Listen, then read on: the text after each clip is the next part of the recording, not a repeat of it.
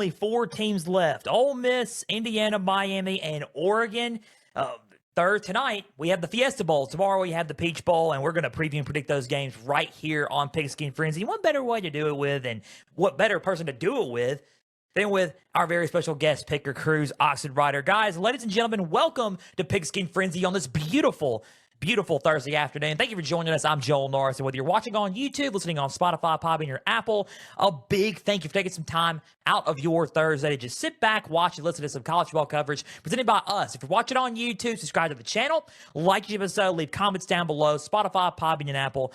All you gotta do is just share around with others and follow on there as well. X and Instagram is at Pigskin_Frenzy, and follow across all platforms as well. Guys, we are just so excited for the college football playoff tonight. Semifinal, look, one team's going to go home. One team's going to go to the national championship. Same with tomorrow night. And what better person to do it with and to pick and preview and predict these games with than with our very special guest. He's the founder and creator of Back Then Sports.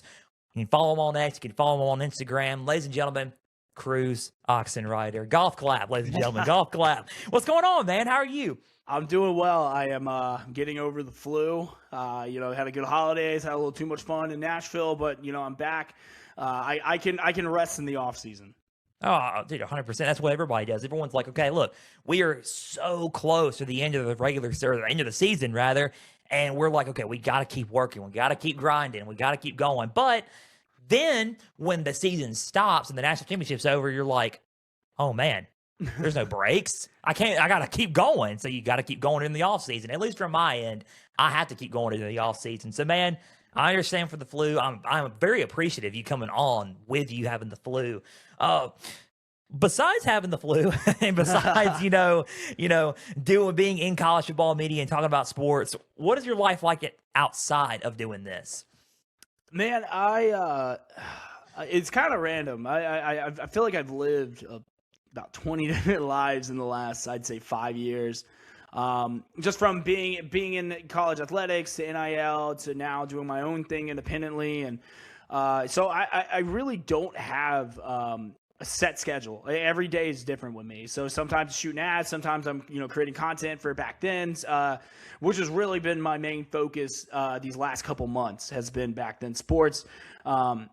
We've been posting daily, and right now we just hit 12K on Instagram with less. We started posting on October 1st. October 1st was the first day that we started posting. So since October 1st, we're at 12K on Instagram. I believe we are at, if I'm not mistaken, we're at 5K on TikTok, and then on Twitter or X or whatever you want to call it, we're at 85.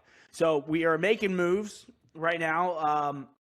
The goal originally, when I first started this, was to make it for like the everyday sports fans that want to bring up topics. So like, for example, there are people like me or you that, ball is life. Like it's just, I have so many stats and dates and games that I can never get out of my head.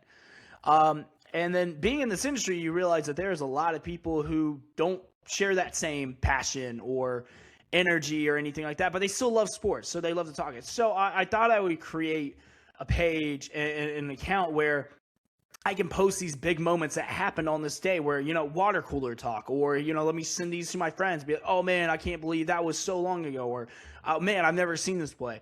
That way they can just be involved. Cause it feels like every friend group has that sports guy that just like knows ball and makes you kind of feel, I don't want to say dumb, but just kind of makes me feel bad for not knowing.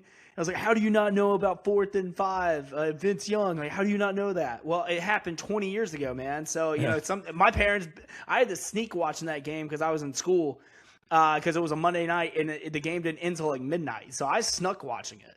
So there is sometimes you just, or you were a late bloomer. Like you just didn't get into football or sports until later in life. So I wanted to create that account.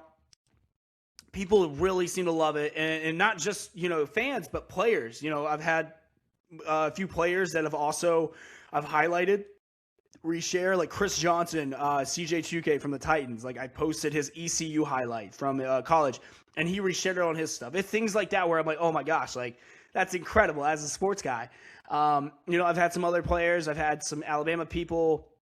Devontae Freeman from the Falcons yesterday reshared the Florida State national championship that he was on. So it's like things like that, where it's like not just the fans, but the players get to relive those incredible moments too, because you don't realize like how fast time goes. Like think about this: if you're a Bears fan, and I hate saying this, the double doink was 7 years ago, and I reposted that. And then the Tony Romo, botched fumble to go to I believe the NFC divisional round in 2007. I'm sorry, 2007, 19 years ago. Like, and it seems like not that long ago. I was like, I don't know, maybe like 10, 19. It's been almost 20 years. So things like that where it kind of makes you feel old and backfires. But it's been incredible. I've loved doing it so far. It makes me happy. I'm learning a lot more about other teams, not just my own.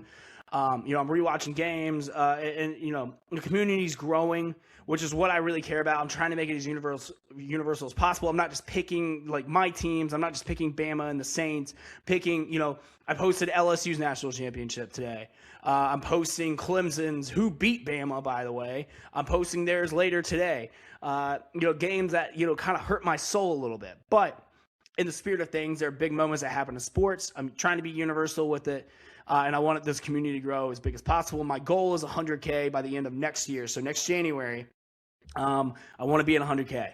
I'm at 12 right now within the first 3 months, and it's been incredible. So I'm going to try my best to get it to 100K on Instagram. Oh, man. Dude, that's awesome. That really is. That's really cool. And, you're setting goals. So just keep stacking up the goals and keep running towards the goals. I want to ask you this, because you mentioned it. What about just starting back in sports? Like, what made you think, hey, I'm going to just branch off. I'm going to start off back in sports. I'm going to create this on social media. Well, I've done sports social media for a while, and I felt like I was just kind of stuck in a not a rut, but like a routine. Because people follow me on social media, they know that I'm the Bama guy. They know that I post memes and I talk crap to other college teams about Alabama. But I love the Saints so much. I really do. And I don't get a ton of traction when I talk Saints, mainly because a lot of Alabama fans hate the Saints, and a lot of Saints fans hate Alabama. So I'm kind of stuck in that weird predicament. So I wanted to find something where I could tweet about not just my teams, but other teams, and relive great moments in sports. Because everyone knows the big ones, but there are some games that, in plays that just get overlooked, right, that you completely wipe from your memory, or some people just don't know about.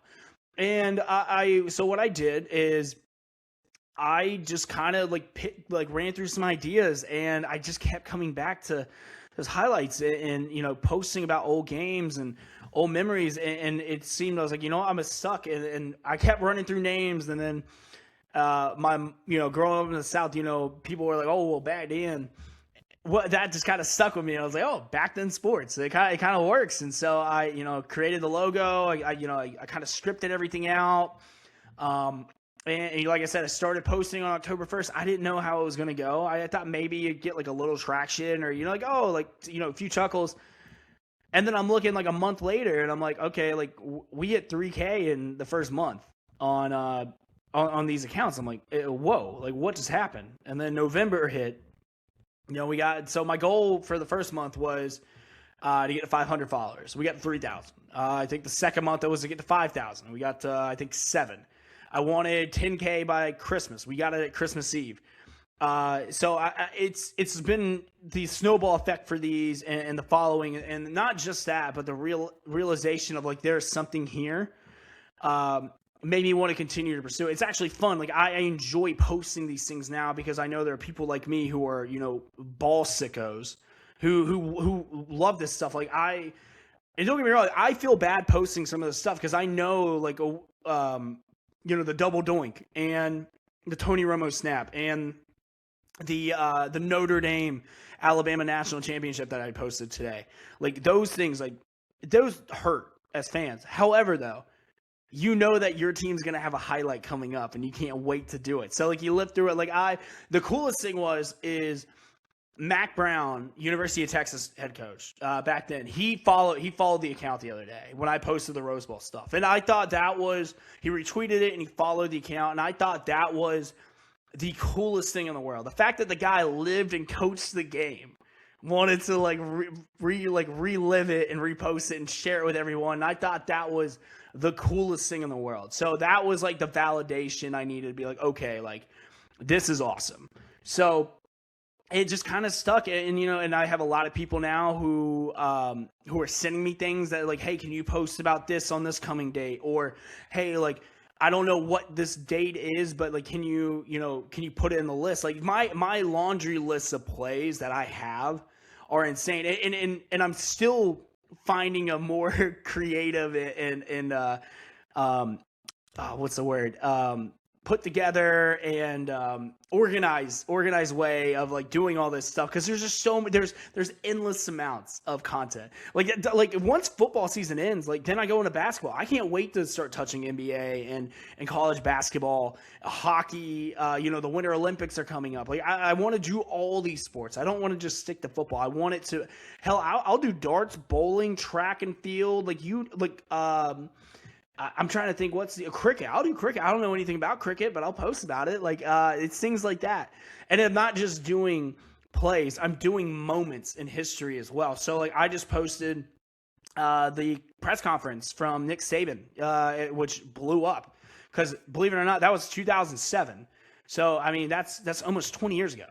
And there's moments in history that I'm going to do, like, great retirements, great fires, hires, events that happen off and on the field. Like those are the things that I want people to know and talk about with their friends at the bar or at work, or, share it or talk to them with their parents or whatever. I want people to love sports as much as I do. And I think this is a good stepping stone, and that's why I do it. Right now, and I didn't know how, like I said, I didn't know how it was going to go, but I had a little bit of faith with the nostalgia and the sports community being what it is. So I thought it would be successful. I didn't know how successful it would be this fast, so I had to reevaluate my goals for the year. Which is not a bad thing, because, I love setting the standard. Goal-wise, I'm super competitive growing up playing football and being in that realm. So I'm excited to see where this goes. I don't think I'll be doing any, merch deals or anything like that. I don't know if I will. I doubt it. I don't want to be that guy. But I just want to make content that make people happy and, take their mind off things every once in a while. Rather it be for 30 seconds from a play, or I've been doing these condensed games. Like, how hard it is to condense a whole national championship into 3 minutes. That's what I've been doing on TikTok and Instagram, because I have to. Now Twitter, I'll make them like 5-6 minutes just so you can get some. But I mean, there's some plays unfortunately I leave out, or I do some editing for it, but.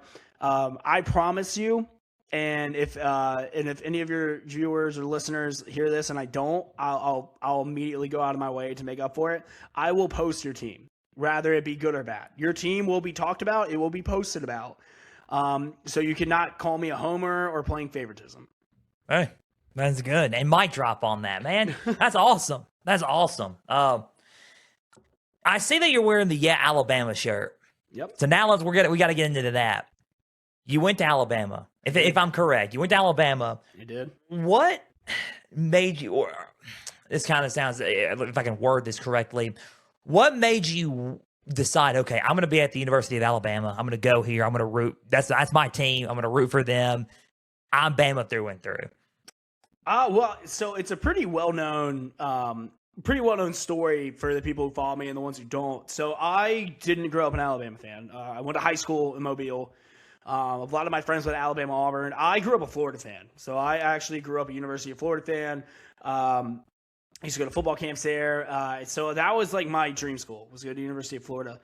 Actually attended my freshman year. So a lot of people know that as well. I was a Gator. Went there, lived in Gainesville for a year. It just wasn't a good fit for me personally. I saw some really good friends who went there, and I kept in touch, but it wasn't meant for me. Like I built it up so far in my head because I thought that was the only place I needed to go, and I just kind of turned off all suggestions to anywhere else. So I went, I tried it, just wasn't a good fit. So I missed home a little bit. So I looked at Alabama and Auburn. I visited both. I loved both, actually. I had really good friends at both, and I thought that both would give me an opportunity to be successful. I wasn't just going for football. I was going to find a place where I felt home and I could feel comfortable and have a good support system. And honestly, I flipped a coin. And I picked wrong the first time. I picked Florida because I thought that was the right thing to do, and I was wrong. So I applied to Alabama and Auburn for transfer. I got into both, and I flipped a coin and it landed on Bama, and then the rest is history. So I transferred the next year, and I loved it and fell in love with it, and honestly, best thing never happened to me. So, like I said, I let fate decide that time. I wasn't gonna, mess it up a second time, and it clearly worked out. Hey, man, that's awesome. And before we get into the rest of the college football playoff, when we talk college football, how would you assess Alabama's season in 2025? To me, I can give you my thoughts really quick, briefly. I felt like they had a really good late September all the way till about late October. Late October is when the wheels started falling off because of the South Carolina game. Then LSU, they won. They didn't look as good, in my opinion. And it kind of just got a little bit rough from there, right? So for me, I felt like they did okay, and they did a lot better than they did last year, in terms of wins and losses, right? But I don't know. I feel like there's something. I don't know if I mentioned this on my show the other day. It was toughness, right? Yeah. I felt like there wasn't any. I just didn't feel toughness, because I used to watch Alabama growing up, and I used to be like, that team's tough to play. You don't want to play this team. They're smash mouth. They're kind of like what Indiana is like right now. That makes sense. It's a good comparison. So talk about, in your opinion, how do you feel about their 2025, and what are you thinking about? Okay, this is what they need to work on in 2026. Yeah. Look, I had high expectations for this team coming into the season. I didn't think they'd win a national championship. I'm going to go on the record and say that. I didn't think they would.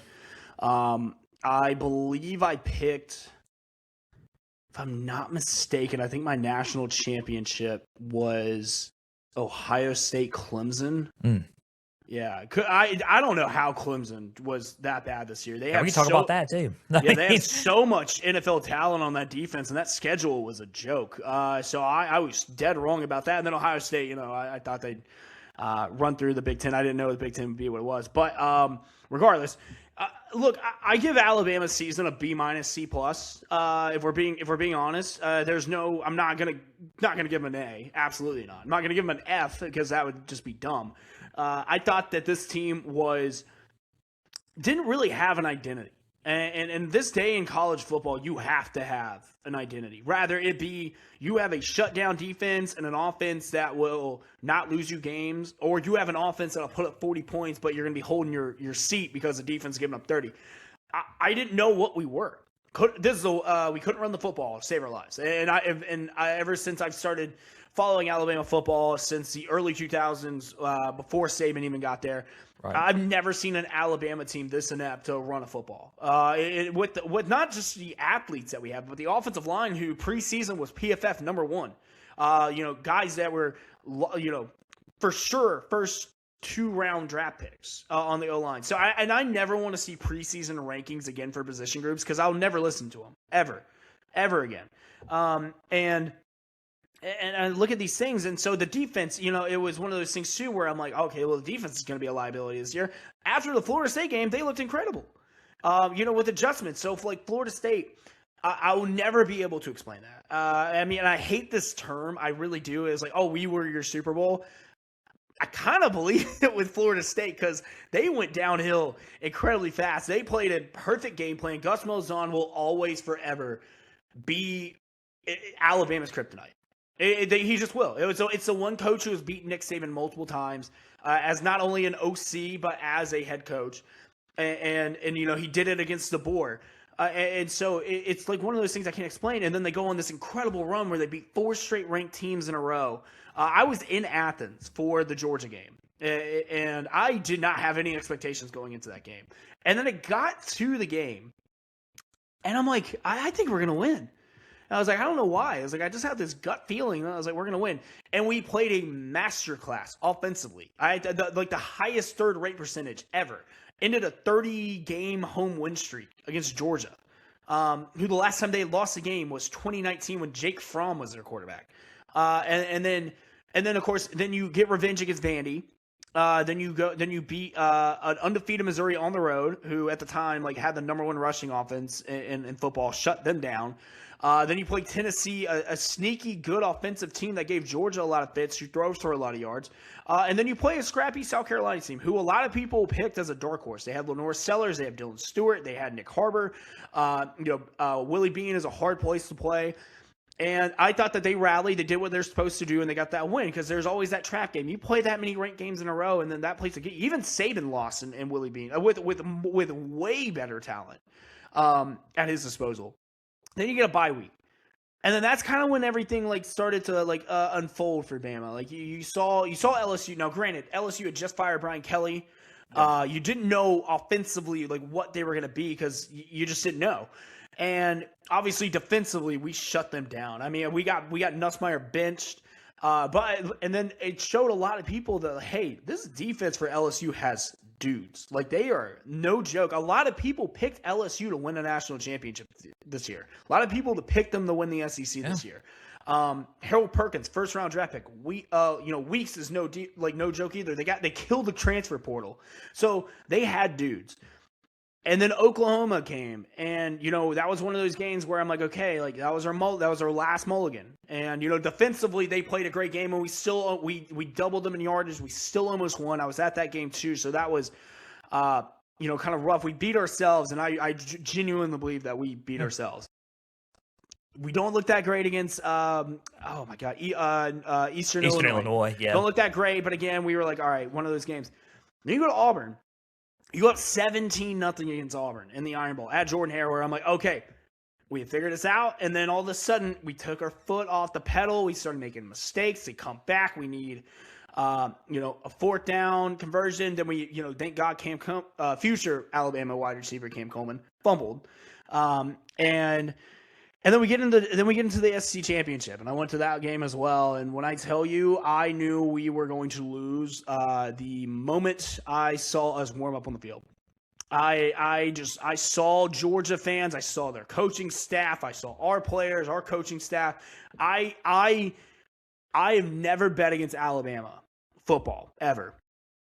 I was this close to doing it, because I was going to hammer Georgia, because I saw they wanted to be there more. And we had, I think, 9 guys out that game, of importance in that game. And then that block punt happened, and snowball effect. And we just went down, and I'm like, man, I genuinely didn't know if we were going to get in the playoffs or not. I really didn't.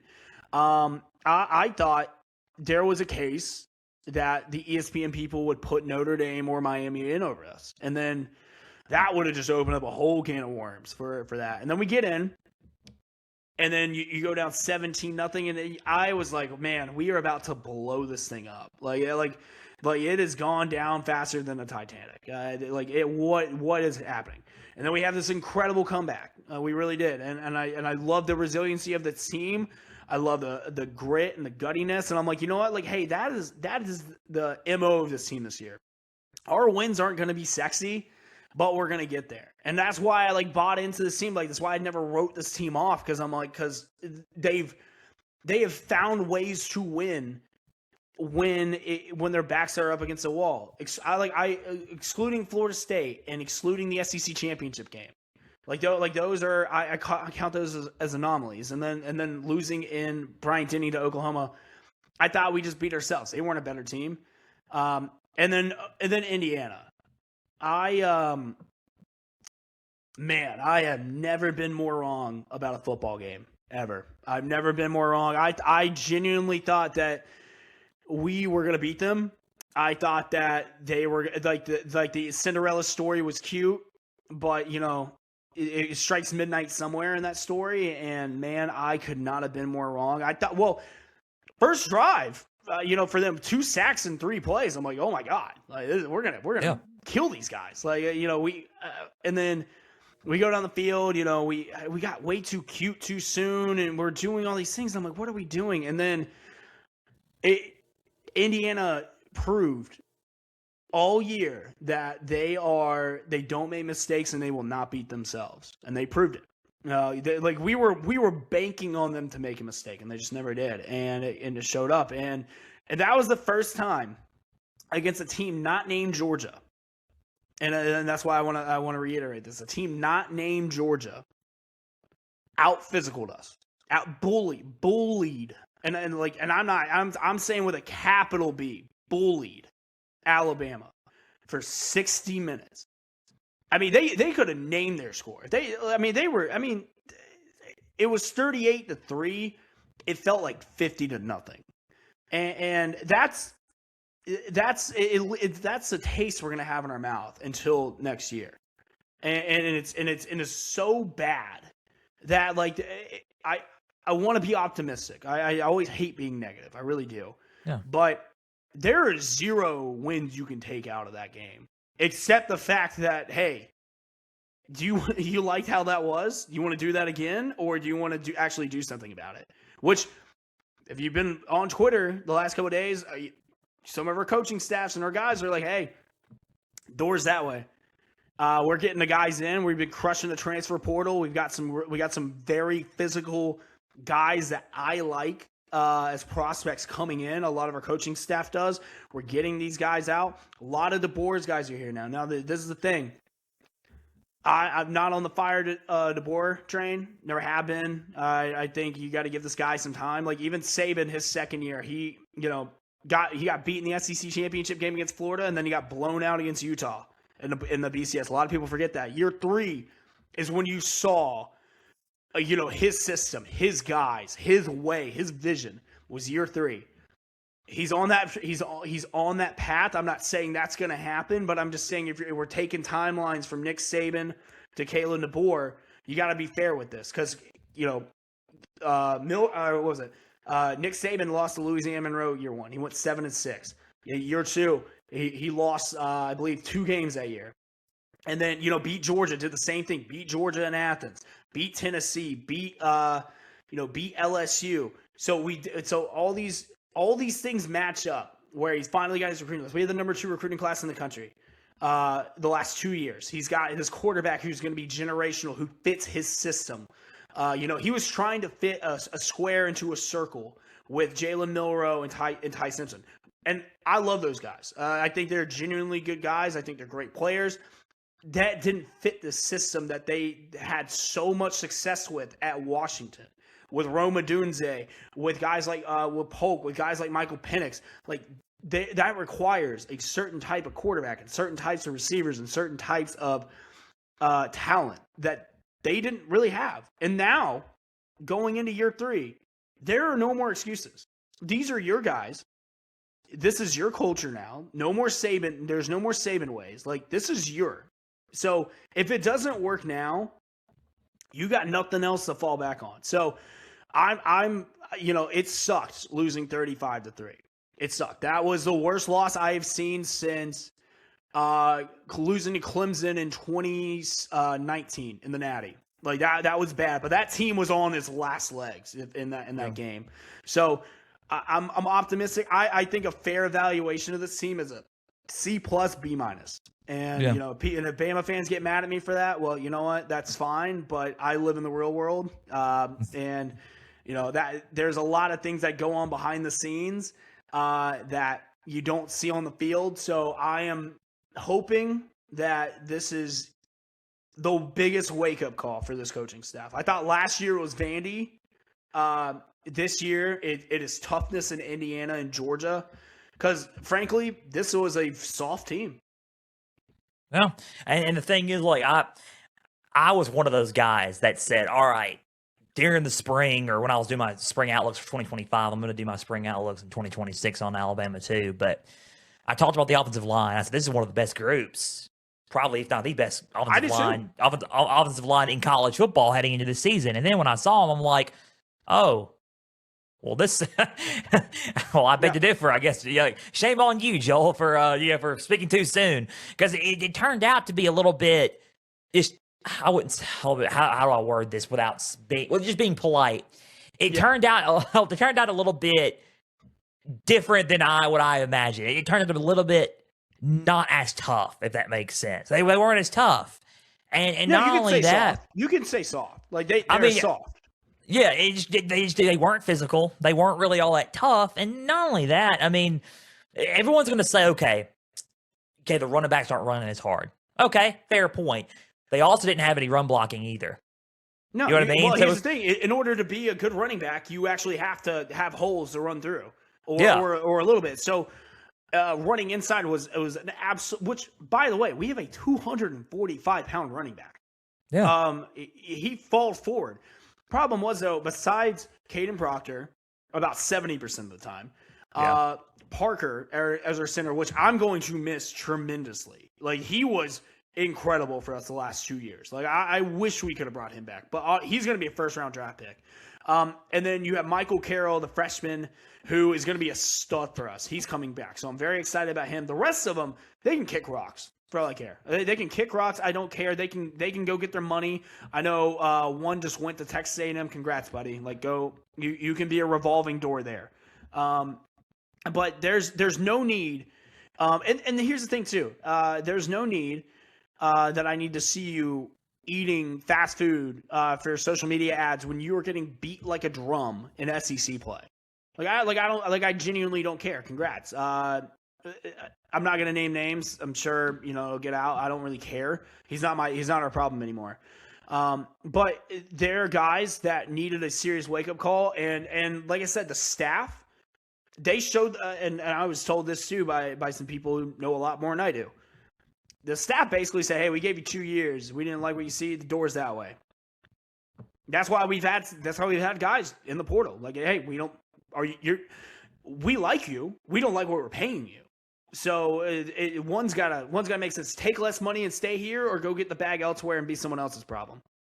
Yeah, I mean, and we're going to see what happens with Alabama. We're going to see what happens in the spring with Alabama, and we're going to see what happens during the coming up in year 3 for Kalen DeBoer. I mean, I've never been, like you said, I agree with you. I've never been that guy that's like, oh, let's get rid of Kalen DeBoer. I'm like, are y'all insane? No, man, give us some time. Well, here's the thing: is that these people, it is tough. It is very unfair at times because there are fans who were not old enough to, Mike Shula and DeBose. Like they didn't get that. So all they know is Saban. So all they know is greatness. All they know is perfection. All they know is intensity and being that team no one wanted to see on their schedule. Like that's what they were. You looked at your schedule, you saw Alabama, be like, well, all right, well, that's already an automatic loss. So that is gone now. So that is 100% gone. So these people that want to fire him, okay, tell you what, you can fire him. Who you getting? Like, give me three names. Give me 3 realistic names that you could go and get. Because I'll tell you what, I'll cross off half of them. You ain't getting Kirby. You're not getting Dan Lanning. You're not getting Sarkisian. You're not getting D'Amico Ryans. You're not getting Ryan Day. Let's see, who else? You're not getting Mario Cristobal. You're not getting Lane Kiffin. You're not getting Marcus Freeman. So, who you want? Tell me. Who do you know who's experienced enough to come into Tuscaloosa and take over this job and do better than what DeBoer has? Who is, by the way, taken over for the greatest college football coach of all time, and not to mention recruiting wise, we are doing what we were doing before. We're just getting different types of personnel. Like it's different things. Like people just assume like it was like, oh, we're just gonna pick up and plug and play with Saban. That doesn't exist anymore. Like, do you realize Kirby Smart hasn't won a playoff game in 3 years either? Right. Dan Lanning's never won a national championship. Ryan Day took him 9 years to win one. Guys like Coach Signetti right now, or a diamond in the rough. Like they found him out of James Madison. Which, like, I had this conversation with a guy when I did the Super Bowl last year. He's like, oh, like, what do you think of Coach Sig in Indiana? I'm like, man, I was like, he's good. He's tough. And I was like, I feel like Indiana's a good place. I did not see this coming. But people need to, like, have realistic expectations when it comes to, like, hey, let's fire this guy. Like teams like Florida and LSU this past year, okay, that made sense. They were dumpster fires. They needed to get rid of their guys. We're not at that level yet. So I understand, like, it sucks not winning a national championship for the first time in 5 years. Oh my gosh. There are teams who don't have one. Like, do you understand that? Like every team in this national championship picture right now, Miami is the only one that has a national championship within like the last I think ever. Yeah. Yeah. So like because Ole Miss doesn't have one, Oregon doesn't have one, and Indiana I think like way back in the day, and then Miami of course with the U. Yeah, Ole Miss had one, but it's like way back. In the day. It's like back in the '60s, I believe, with when Archie was there. But think about that. Like, do you realize that's what some schools are used to? So the fact that like, oh, it's been 5 years since you had to update your sticker or your national championship t-shirts, like get a grip, guys. Like, don't get me wrong, I want to win too, but like at the same time, like I'm realistic.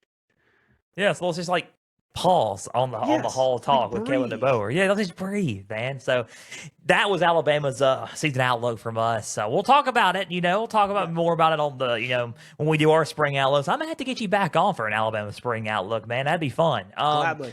Talking about just Alabama football, but you mentioned a little bit of Indiana, and before we get to our preview and predictions, let's talk about your reaction to the quarterfinals. How did you feel about the games and the matchups? Did you think it was going to go the way you thought it was going to go? Yes and no. I liked Oregon, Texas Tech. Yeah, I thought Oregon would win that game. I thought Texas Tech defensively would give Oregon a little trouble, which they did. I just didn't expect Texas Tech's offense to go out and lay a goose egg. Like I thought, like that was, if they would have had even like a tiny fraction of offense, they could have won that game. But I mean, their defense was on the field what seemed like the entire game, and then they just got tired, and then they capitalized on mistakes. And no disrespect to Oregon, like they're a great team, but offensively, I don't think they're all that great. I think Indiana is going to expose that again. I really do. Ole Miss Georgia was awesome. I loved that game. I thought it was an incredible story. It's an incredible matchup. I will say this though. My heart said Ole Miss in that game, but my brain said Georgia only because I've seen Kirby Smart in this movie before. And not to mention I'd seen what the outcome was in Athens earlier that year with Lane was.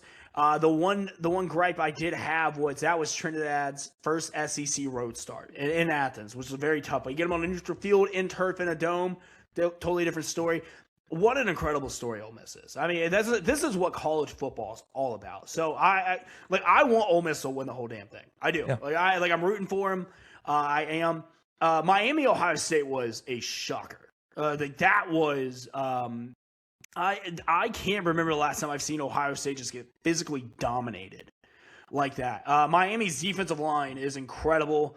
I mean, they got studs offense and defensively. I thought Carson Beck played not to lose a game. I genuinely think Miami is a legitimate title contender. I think Ole Miss is going to have their hands full. And then of course Bama, Indiana, we touched on it. Indiana's just one of those teams where they're going to beat you to death with hammers, and they did. Like I said, I felt really stupid for picking Alabama to upset Indiana. I know there were a few people that did, and we're in the same boat. So this has been I think it's been a really fun playoff so far. I think the Alabama-Oklahoma game in the first round was really good, and I thought the Miami A&M game defensively was really good, and the storylines are great. I felt bad for James Madison and Tulane for just kind of being like, hey, hello, and then walking right out. Should the group of six be in? I mean, I've been asking that with everybody else because I asked that with Stuart Mandel. I had Stuart Mandel from the Athletic on last Tuesday. Shout out to him. And go back and watch that episode. That's great, guys. Do you think the group of six should be in overall? I'm getting in the habit of saying group of six, by the way, because I've been saying group of five for so long. I forgot. Okay, the Pac-12 is involved in the group of five technically now, so this is the group of six. So should the G6 be in the playoff in your eyes? Yes and no. I think it should be the top-rated group of six team. Should be the 12 seed. None of this conference champion bullcrap like it was. I think it should be the highest-ranked team. And then you get your own. Then you get your own separate playoff. I think it should be their own separate playoff. Let them compete for it. Because you're basically just giving these teams like a free pass. Like, I mean, Ole Miss and Oregon got tune-up games, and don't be like, oh well, look at this games like Boise State and things like that. Yeah, you got to realize like that wasn't a playoff game. That was a BCS game, and not to mention like Boise State had to have everything perfect go their way. Because they blew, I think, like a 21-point lead in that game, and then it took one of the greatest trick plays of all time to even stay alive in that game. So those anomalies, there's like maybe you can name 5 in the last 50 years where you can like honestly say, you can say that, like App State, Michigan, Boise State, Oklahoma. I'm trying to think. I mean, I guess you could say NIU, Notre Dame a couple years ago. But I mean. That's not the playoffs. Like NFL, like you have to earn your way in. You have to win your division. You have to, get a bye. You have to do these things. Like they don't just like hand them out with NFL. And you got to rely on other teams to win, win and lose too. And that stinks. 100%. Like look at Tampa Bay and Carolina this past week. It all came down to the Saints and the Falcons. To see who's going home or who's going to play LA. Yeah. And so that it's. There needs to be a separate playoff for them. It's no disrespect because they play great football. They're still Division I football players, but as well as I do, that there's a reason why these schools get paid to go play at these places as in the beginning or the end of the year. It's just it is what it is. Maybe one day there will be a team that can, catch a team off guard. Maybe it's injuries, maybe that. But we saw Boise State last year. Boise State got crushed by Penn State, even though they had run the table all year. And then they play Penn State, their first real game of the, since losing the Oregon in week 2. They get crushed by Penn State and James Franklin. SMU last year, same thing. They didn't deserve to be in. So it's you're kind of the villain if you say no, but you're also, unrealistic if you say yeah. It's tough. It really is. And so, I mean, I would say 12 spot should be for the highest ranked, group of 16 or group of 5, whatever you want to call them. That's the highest ranked. I think that should be it. I don't care if you're the conference champ, you're not. I don't care what your record is. If you're the highest ranked in the AP poll at the end of the year, you automatically get the 12th spot. As the prodigy of college football, I will make a note of this and send it to the imaginary board member of the College Ball Playoff Committee. So, all right. I'll send it to Pate. I'll send it to our future commissioner, John. Yeah. I mean, I'll probably be on the board one day with him, so I'll probably have to go and have meetings with him. Look, this is shout out to the Red Zone Blitz for giving me the prodigy nickname. It's awesome. I gotta live up to my character. You know what I mean? I gotta live up to my moniker. And not only that, I gotta find a way to get on that board somehow. So anyway, let's talk about just real quick before we go into our preview predictions. Let's discuss in your eyes, who was underwhelming in the playoff and who was overwhelming, which means like who was the biggest surprise? Like, oh man, like I didn't see them coming at all, but who kind of underwhelmed you as well? I mean, the obvious answer is probably going to be my Texas A&M. I would say A&M, just because of what they did all year. Now I understand their schedule wasn't all that great.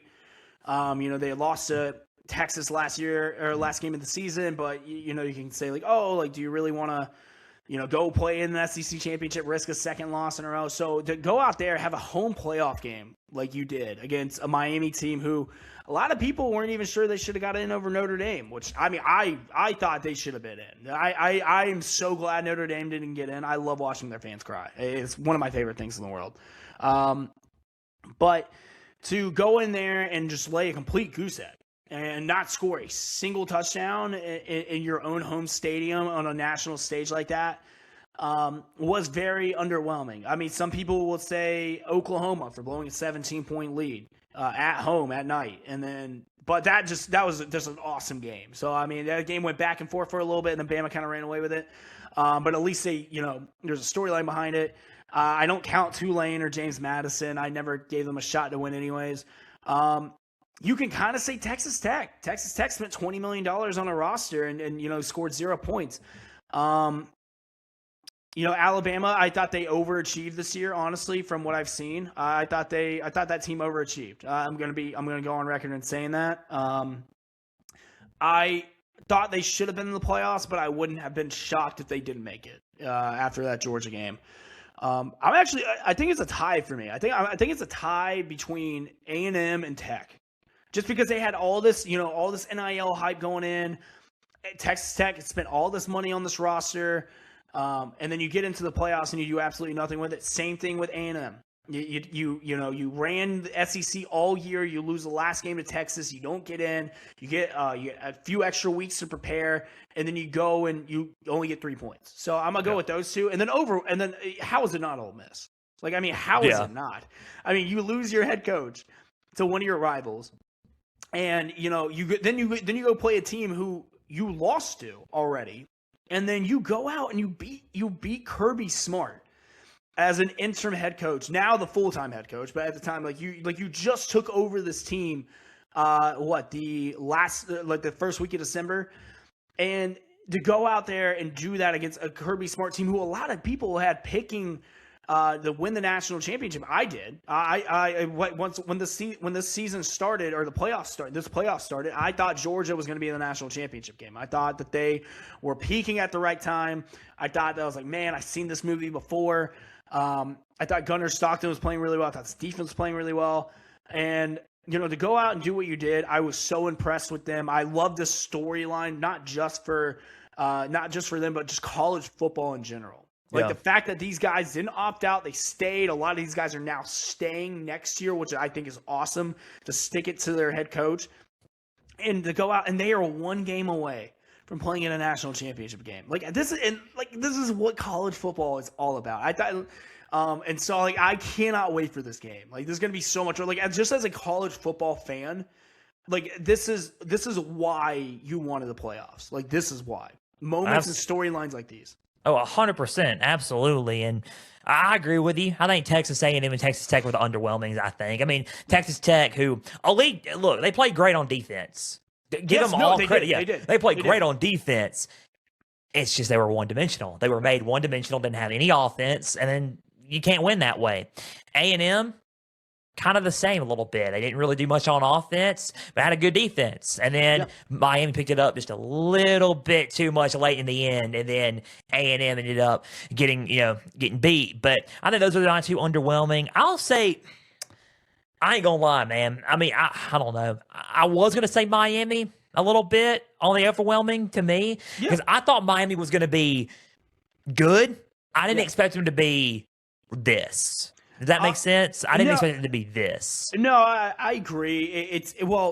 Here's the thing. I wasn't shocked with how dominant Miami could be, just because that Bain kid is going to be a top 5 draft pick. Oh, yeah, Ruben Bain, amazing. That kid's incredible. But watching what they did to A&M, I was like, wow, this is incredible. I thought Ohio State would pull this game off only because they had been there before. They were the defending national champs. They have the best player in college football in Jeremiah Smith. I thought they'd be able to really, pull it away at the end. And they almost did. They came back. And there was a moment there where you're like, they might actually do this, might pull this off. They beat themselves a little bit in the first half. That pick six, it was backbreaking. They're fumbling the football. But Miami is a team talent-wise where I'm not shocked that they're here. I'm not. I thought that they were – if you look at the line of scrimmage, they are probably – I would say them and Indiana are by far the most physical teams left in this playoffs from a line of scrimmage standpoint. That game of Miami and Indiana play, that might be like Bama LSU 2011, where it's just who scores the first touchdown wins kind of thing. That with the line of scrimmage. So I like the Miami pick. It's really cool as a big college football fan seeing Miami relevant again. Yeah. Because I think college football is better when schools like Miami, Florida State, Nebraska, I'm trying to think like old school, like USC, like the Alabama, the Blue Bloods are great. Absolutely. Like it just adds to that nostalgia factor. We haven't seen Miami this good in so long, so it is really cool to see like if we look up this weekend and we see the graphic for Miami versus Indiana national championship, you're gonna be like, oh man, that's great. That's it's cool, right? So yeah, it's you kind of geek out on that kind of stuff. Now, am I gonna hate watch both teams? Absolutely, but I'm still gonna watch it. yeah. That's everybody, man. They're like, man, especially like if you're like a Notre Dame person, you're like, man, good. I can't stand watch. this. I mean, they can go play for a national championship on their Xbox or PS5. Like, and if Miami makes it, it's a home game. Oh, yes. I totally forgot about that. It's a home game. I forgot it's played in Miami. Yeah. A lot of people don't notice that, but if Miami does win tonight, it's a home game, ladies and gentlemen. It's a home game. So I will go on record saying that will be the first Miami Hurricanes sellout in years. Yeah, a home national championship for them. All I got to do is just, let's just get ready and, we'll drive our cars to the stadium because we're there. That will probably be... Oh man, I mean, like just from a scheduling and like a walkthrough and just like a preparation thing for Miami, massive advantage, massive. They start their season in Miami, and they would probably end their season in Miami. Yeah, that was so. If you look at it, if Oregon wins this game, Oregon's gonna have to go to Eugene and then go all the way to Miami. Now a lot of people, who watch this stuff don't really understand how big of a deal travel is in this situation. Like, it's massive. Like, there are reasons why, like, when the NFL schedules West Coast trips or the international games, they have a bye week following it, just so their bodies can recover, get acclimated back. The preparation and travel time is very hard on not just physically but mentally as well. So, and you got to remember, these are kids. So, like, this is going to be a massive trip. Now, like Ole Miss, Oxford, Mississippi to Miami, not that bad. Indiana to Miami, it is a little long, but not nearly as bad. That's a brutal trip from Eugene, Oregon to Miami, Florida. Like, that is, like, I'm almost to the point where do you just stay down south and then travel? Because going back to Eugene would be absolutely brutal. Because you're turning around from Atlanta, going back to Eugene, and then turning around a week later, going to Eugene, back to Miami.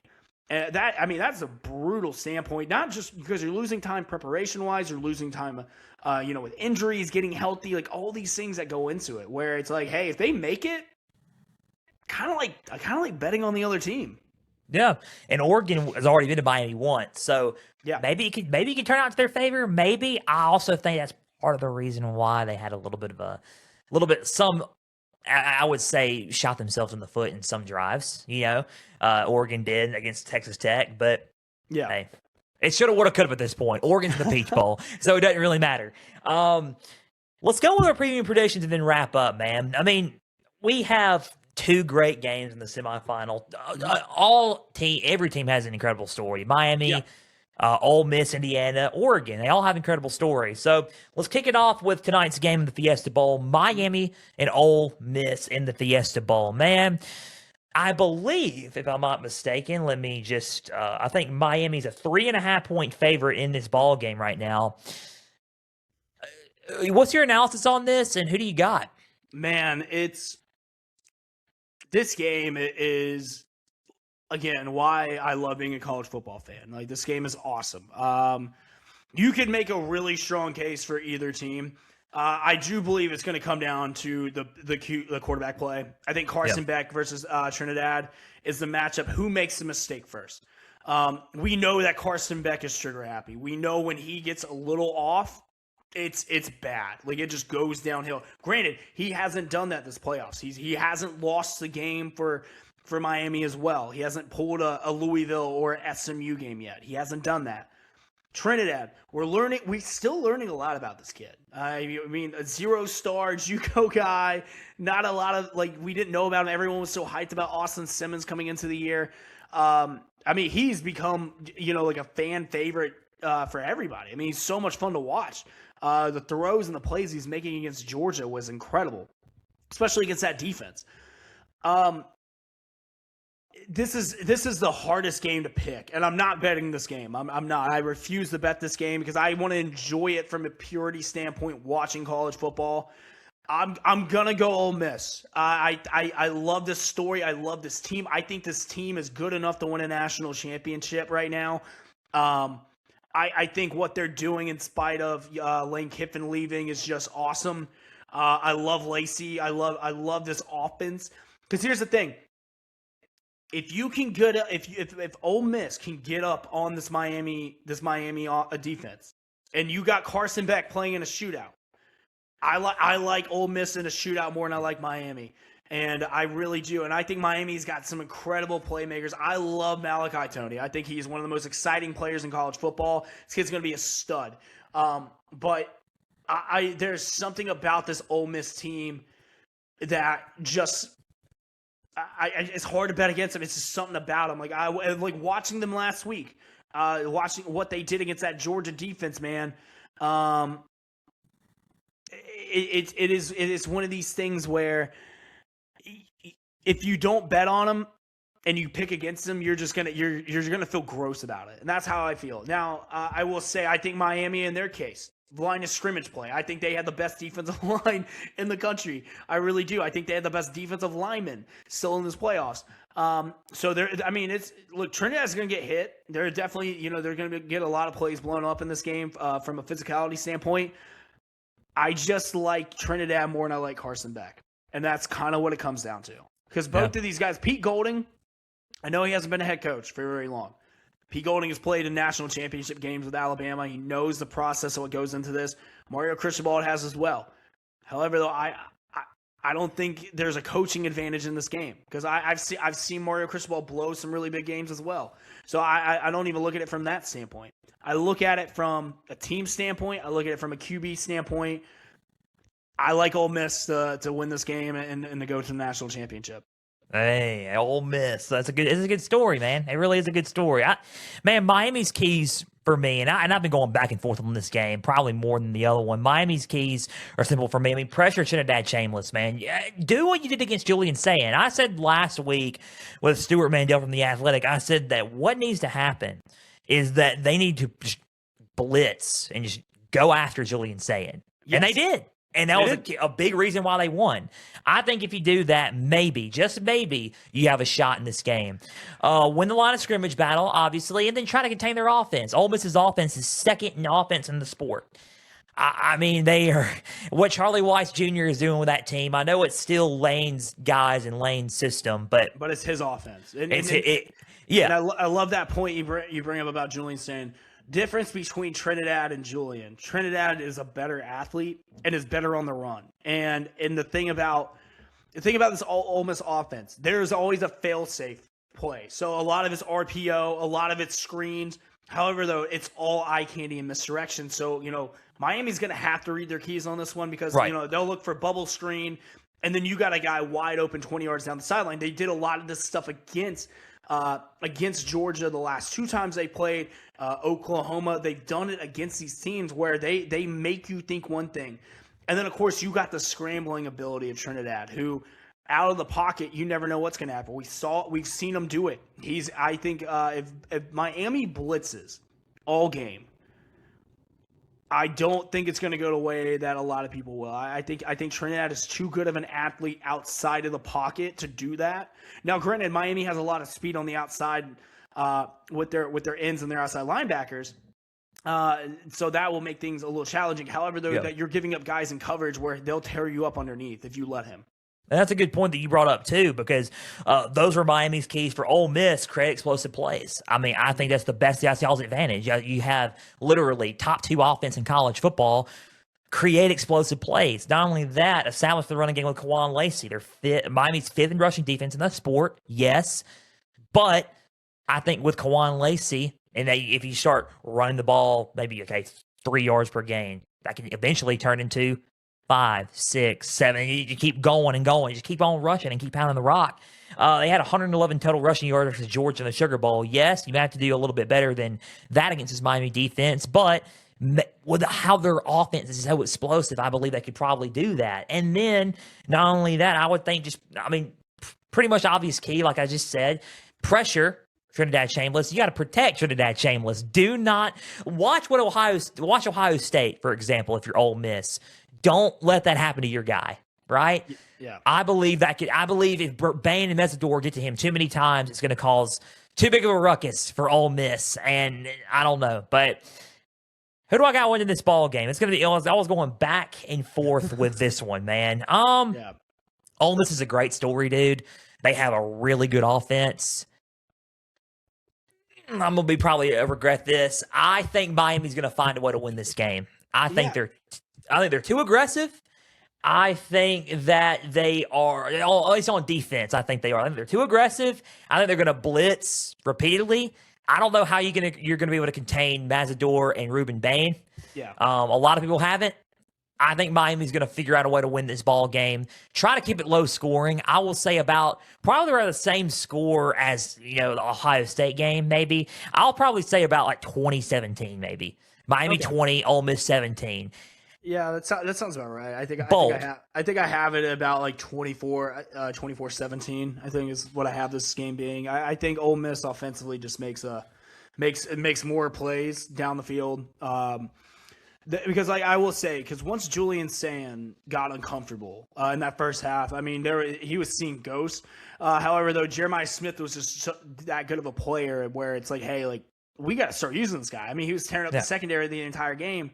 But eventually it was just too late. I think that because I think Trinidad's a better quarterback than Ohio State. I think Ohio State at the end of the year just got too Jeremiah Smith dependent, and that shows. Now I think Ole Miss just has better weapons. Not saying Ohio State doesn't have great weapons. They do. I think they have the best player. They just have more guys to spread the ball out to consistently. I didn't think Cornell Tate got used enough. I don't think Brandon Ennis got used enough. They didn't really have too much of a rushing game in that game because they got down so early that they had to stop running the football as much as they wanted to. So I think I could see this game going honestly either way. I don't think it's going to be a blowout in any shape or form. I think, like I said, I just think Ole Miss makes one more explosive play than Miami does. Yeah, and that could very well happen. I'm going to go with Miami still. I'm going to pick them. Going to be a huge bet for me because I know Ole Miss's offense is really, really good. And you're saying, Ole Miss people are probably thinking, dude, you said they were going to get beat by 10 last week. And I was wrong. They made me eat my words. And guess what? Hey, I'll admit when I'm wrong. I don't care. That's fine. And if Ole Miss makes me eat my words again, I'll be glad.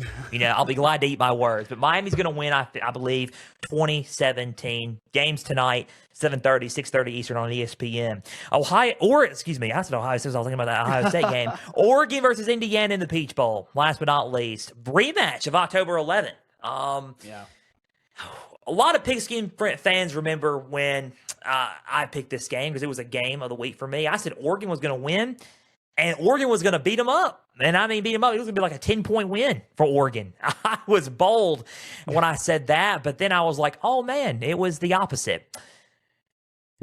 I believe 2.5-point favorite. It was the last line I looked. I may be totally wrong now, but 2.5-point favorite for Indiana in this one. What's your analysis on this game? Is the wrong team favored? Probably a weird question to ask. And who do you got winning? Look, Vegas is normally right the majority of the time. It is a hard thing to bet against. I don't know how you bet against Indiana. I mean, they're perfect. I don't have anything to go outs off of. There are no losses. They played this game before. They played in Eugene, and they got physically dominated at home in front of everybody. And I believe, if I'm not mistaken, too, I think I took Oregon in that game as well. If I'm not mistaken, I'm pretty sure I did. But to go into Eugene to be like, hey, like we're for real, and they trust me, I found out the hard way. They're for real.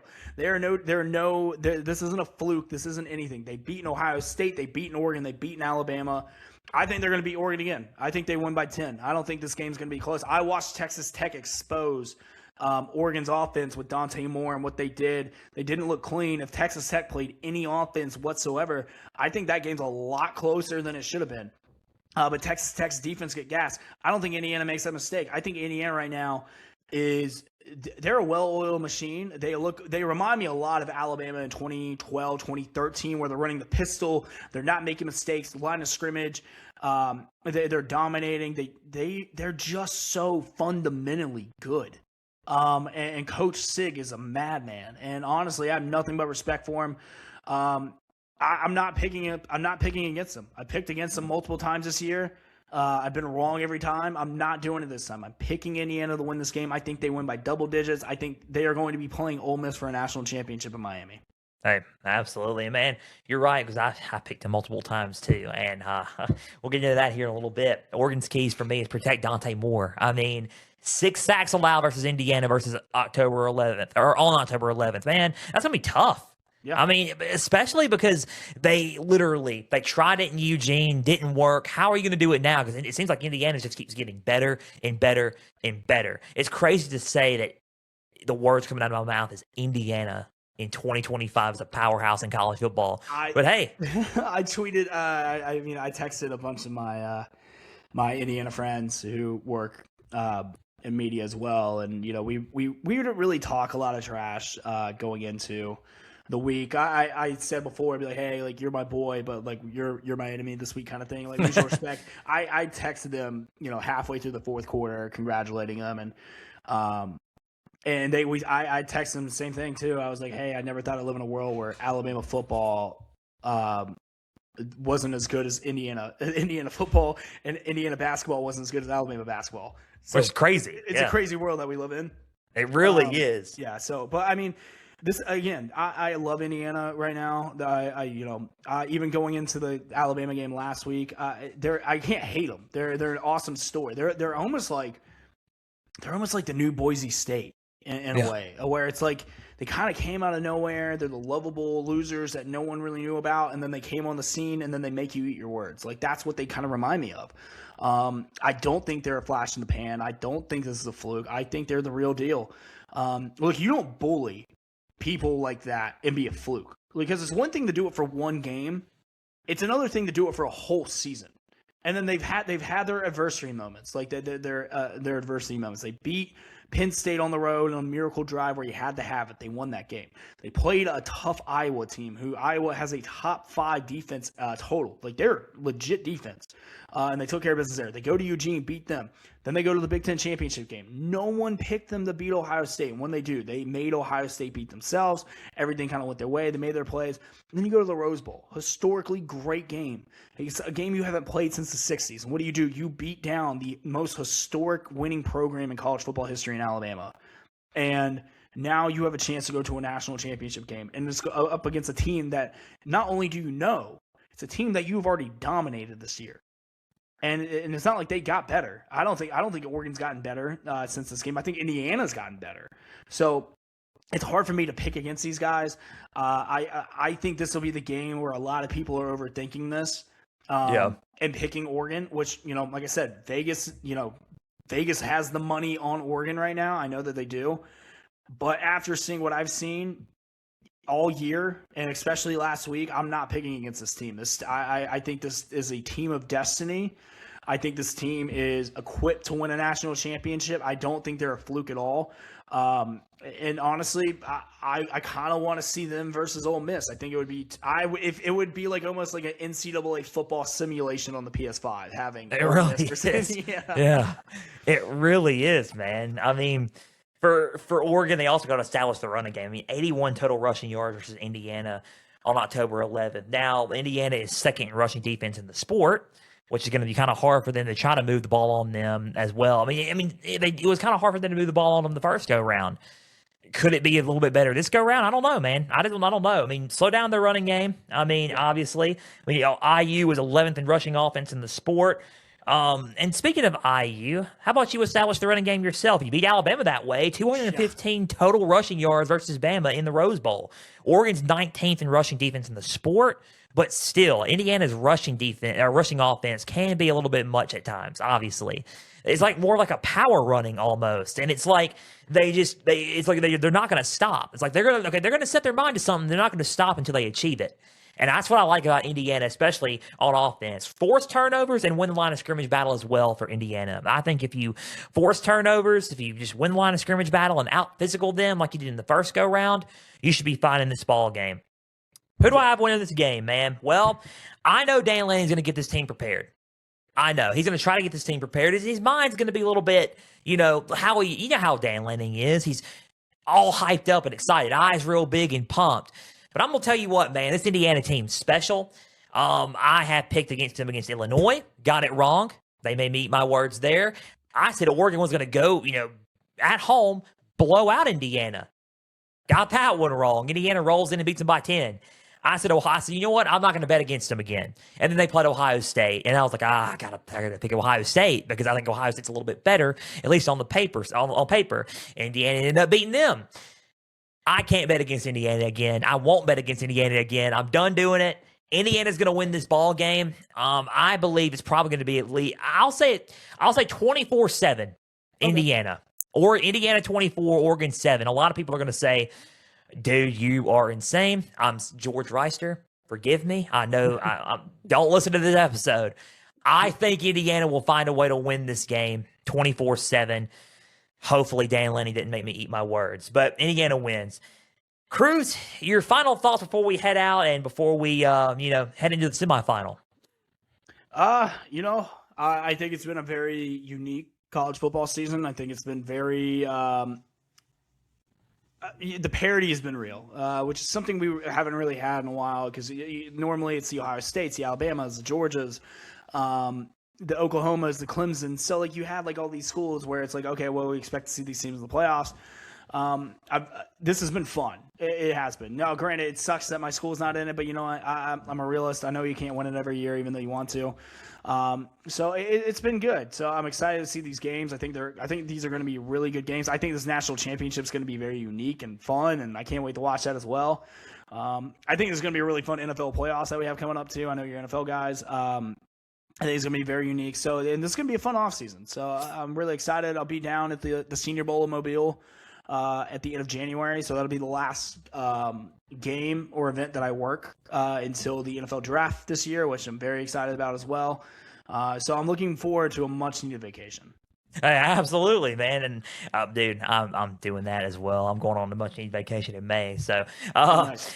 Man, real quick before we head out, I know we got to go, but Yeah. You said Ole Miss, Indiana in the national championship. So who's your national championship pick between those two teams? I got to go Indiana. Yeah. I got to go Indiana. Look, I just, I wasn't a believer in this team for the entire year. And then, what does Mike Tyson say? Everyone has a plan until you get punched in the face. And yeah, that's kind of what happened to me. So I'm a believer in this team. I'm a believer in both teams. I think they're both awesome stories. I think they're both really good football teams. I think they both have a legitimate shot of winning. I think it's just a bad matchup for Ole Miss. I think if Ole Miss was just a tad bit more of a ground and pound, maybe. But the thing is, though, is that I think with Indiana, it's death by 1,000 cuts with their offense. And with Pete Golding not being the full-time defense coordinator and being the full-time head coach, I feel like the defense is going to show some holes. They showed some holes against Georgia. I know that Ole Miss has I like their defensive line a lot, but I think I just like Indiana's situation a little bit better. So I got Indiana as the national champs, and like I said, but I'm not going to be mad at any of these teams winning a national championship. I'm really not. Oregon, the one thing I do love is that these are all Saban disciples. So it's just another win for the Saban coaching tree. Oh, absolutely, man. It's all, and that's a good way to think about it. All of them come from. So technically, Bama's winning a championship. literally, it's literally just the Saban national championship tree, the Saban Bowl. Really, who's going to be the best Saban assistant out of the four, right? Out of this year, at least. So, Cruz, thank you for joining us on Pigskin Frenzy. Man, we are out of time. A big thank you for taking some time out of your Thursday to just sit back, watch, and listen to some college ball coverage presented by us. If you're watching on YouTube, subscribe to the channel, like each episode, leave comments down below. Spotify, Podbean, and Apple, all you have to do is just share around with others and follow on there as well. X and Instagram is at pigskin_frenzy. Follow a lot of the pages there. And also the website, www.pigskinfrenzy.weebly.com. Guys, we have about 63,000 channel views now on YouTube. We have about 6,400 now. We have 6,400 listeners on across all audio platforms. So, guys, a big thank you for tuning in each and every Tuesday and Thursday to just sit back and watch and listening to Pigskin Frenzy on all audio platforms. We couldn't do this without you guys. Most importantly, we could not do this without our Lord and Savior Jesus. Without him, we wouldn't be in Pigskin Frenzy. We wouldn't be in college football media. So we give him all the praise and we glorify him for delivering us and putting us in college football media. Guys, we'll be back Tuesday. We'll recap the college football playoff semifinal. Then we'll be back next Thursday, obviously, because it's national championship time as well. We'll be back Tuesday. Guys, another round of applause from Cruz Oxenreider from Back Then Sports, man. This is Cruz Oxenreider, Back Then Sports. I'm Joel Norris. We're signing off. For everybody out there, we love you all, praying for you all. Enjoy the playoffs tonight. It's going to be fun. For everybody out there, please and always stay the course.